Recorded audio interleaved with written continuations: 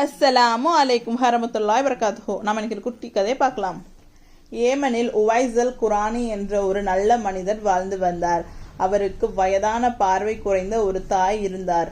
அவர் தனது தாயை மிகவும் அன்பாக கவனித்து கொண்டார். அந்த காலத்தில் அனைவரும் முஹம்மது நபி ஸல்லல்லாஹு அலைஹி வஸல்லம் அவர்களை நேரில் பார்க்க மதீனாவிற்கு செல்வார்கள். உவைஸ் குரானி அவர்களும் நபிகள் நாயகம் ஸல்லல்லாஹு அலைஹி வஸல்லம் அவர்கள் மீது மிகுந்த அன்பு இருந்தது.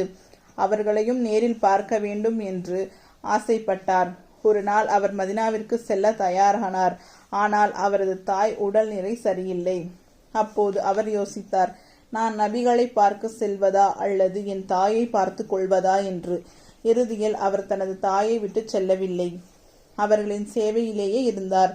இந்த செய்தி முஹம்மது நபி ஸல்லல்லாஹு அலைஹி வஸல்லம் அவர்களிடம் சென்றபோது நபிகள் நாயகம் ஸல்லல்லாஹு அலைஹி வஸல்லம் அவரை பற்றி மிகவும் உயர்வாக பேசினார்கள். அவர்கள் சொன்னார்கள், உங்களில் யாரேனும் உவைஸ் குரானி அவர்களை சந்தித்தால் அவர்களிடம் துஆ கேளுங்கள்.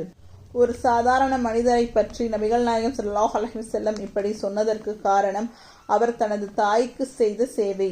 தாயை கவனிப்பது அல்லாஹ்விடம் மிகப்பெரிய நன்மையாகும். ஒரு தாயின் மகிழ்ச்சி மனிதனை உயர்ந்த நிலைக்கு கொண்டு செல்லும். அஸ்ஸலாமு அலைக்கும் வரஹ்மத்துல்லாஹி வபரகாத்துஹு.